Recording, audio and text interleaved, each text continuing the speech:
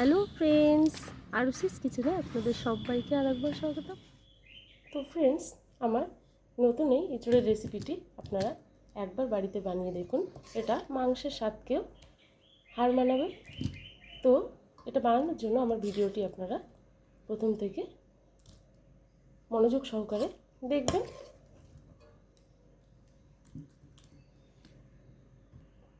তো চলুন এটাকে কীভাবে বানাতে হবে এবার দেখে নেওয়া যাক। তো ফ্রেন্ডস, আজকে আমি আপনাদের মুসুর ডাল এবং কাঁঠালের এঁচোড় দিয়ে একটা রেসিপি বানিয়ে দেখাবো। তো এটা বানানোর জন্য আমি এখানে একটা ছোটো সাইজের কাঁঠালের এঁচোড় এভাবে কেটে নিয়েছি এবং ধুয়ে পরিষ্কার করে নিয়েছি এবং মুসুর ডালটাকে এবার ধুয়ে নেব। ফ্রেন্ডস, এবার আমি একটা প্রেশার কুকার নিয়ে নিয়েছি এবং এর ভেতরে দিয়ে দিচ্ছি ধুয়ে রাখা মুসুর ডালগুলো এবং কাঁঠালের এঁচোড়টাও এর ভেতরে আমি একেবারে দিয়ে দিচ্ছি। দিয়ে একটু জল দিয়ে এবং নুন দিয়ে এটাকে আমি সেদ্ধ করে নেব। আমি হাফ চামচ মতো নুন দিয়ে দিলাম, দিয়ে দেবো একটু জল। আমি এরকম কাপ মেপে প্রায় 2 কাপ মতো জল দিয়ে দিলাম। এবার আমি ঢাকনা দিয়ে এটাকে সেদ্ধ করে নেব।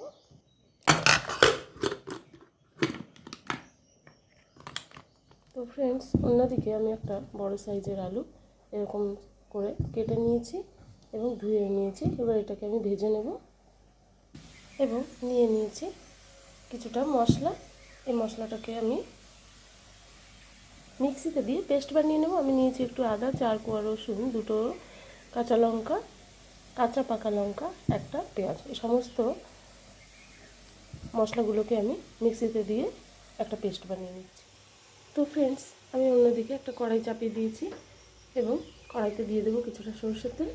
কড়াই গরম হয়ে গেছে, আমি দিয়ে দিচ্ছি সরষের তেল। অন্যদিকে আমি কড়াই গরম করে দিয়ে দিয়েছি কিছুটা সরষের তেল। তেল গরম হয়ে গেছে, এবার আমি কেটে রাখা আলুগুলোকে দিয়ে দিচ্ছি। দিয়ে দেবো একটু নুন, দিয়ে আমি আলুগুলোকে সুন্দর করে নেড়ে চেড়ে ভেজে নেব।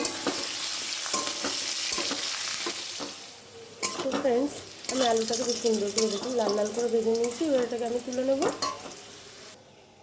তো ফ্রেন্ডস, আলু ভাজার পরে যে তেলটা রয়ে গেছে ওর ভেতরে আমি দিয়ে দিচ্ছি একটু সাদা জিরে ফোড়নের জন্য। দিয়ে দেবো 2টো তেজপাতা, পাতাটাকে আমি একটু ছিঁড়ে দিলাম। দিয়ে দিচ্ছি অর্ধেকটা পরিমাণে কুচানো পেঁয়াজ। দিয়ে দেবো একটু নুন, সামান্য একটু নুন দিয়ে দিচ্ছি। দিয়ে দেবো একটু হলুদ গুঁড়ো। এবার আমি এটা একটু ভেজে নেবো পেঁয়াজটাকে। তো ফ্রেন্ডস, আমি পেঁয়াজটাকে দেখুন সুন্দর করে ভেজে নিয়েছি। এবার এর ভেতরে বেটে রাখা মশলাটাকে আমি দিয়ে দিচ্ছি। মশলার পরিমাণটা আপনাদের আগে থেকেই দেখে দিয়েছি। আমি মশলাটা যাতে ধরে না যায় মিক্সারে, তার জন্য একটু জল দিয়ে দেবো এর ভিতরে এবং দিয়ে দেবো একটু শুকনো লঙ্কার গুঁড়ো। আমি এখানে ছোটো চামচে 1 চামচ পরিমাণ লঙ্কার গুঁড়োটা দিলাম। দিয়ে দেবো 1 চামচ পরিমাণ জিরে গুঁড়ো। এবার আমি মশলাগুলোকে কষিয়ে নেবো। আমি কিন্তু গ্যাসের ফ্লেমটা একদম লোতেই রেখেছি। খুব গরম পড়েছে, কিন্তু এঁচোড় খেতে খুব ইচ্ছা হচ্ছিল, কিন্তু চিংড়ি মাছটা একটু গরম, তাই জন্য ভাবলাম আর চিংড়ি মাছ ছাড়াই মুসুর ডাল দিয়ে একটু এঁচোড় রান্না করে দেখা যায়। তাই আপনাদের সঙ্গে আমি রেসিপিটি শেয়ার করছি। আমি আগেও এভাবে রান্না করেছি, খেতে ভালোই লাগে। তো ফ্রেন্ডস, দেখুন আমার মশলাটা প্রায় কষানো হয়ে গেছে। এবার দেখে নেওয়া যাক এঁচোড় এবং মুসুর ডাল কতটা হয়েছে। দেখুন এটা একদম হয়ে গেছে। এবার আমি মশলার ভিতরে এঁচোড় এবং সেদ্ধ করে রাখা মুসুর ডালটা দিয়ে দিচ্ছি। তো ফ্রেন্ডস, আমি সেদ্ধ করে রাখা মসুর ডাল এবং এঁচোড়টাকে দিয়ে দিলাম এবং মশলার সঙ্গে আরেকটু কষিয়ে নেব। এটা খেতে কিন্তু ভালোই লাগে, আপনারা একবার বানিয়ে দেখতেই পারেন।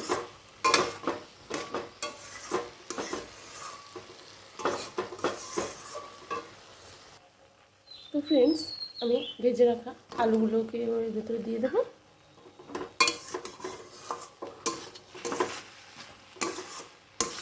এগুলোকে 30 সেকেন্ড মতো একটু কষিয়ে নেব মশলার সঙ্গে। তো ফ্রেন্ডস, এটা কষাতে কষাতে আমি কিছুটা গরম জল করে নিয়েছি। সেই গরম জলটা এবার এর ভেতরে দিয়ে দিচ্ছি।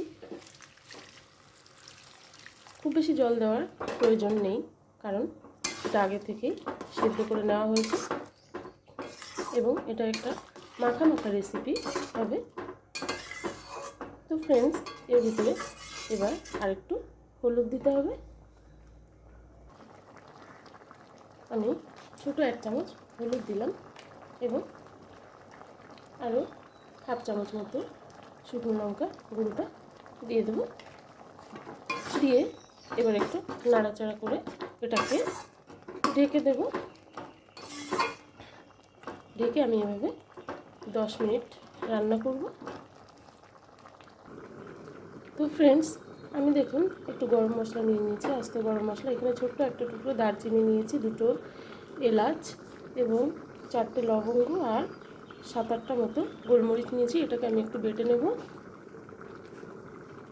তো ফ্রেন্ডস, এঁচোড়টা এখনও ফুটছে, আরও কিছুক্ষণ ফুটবে।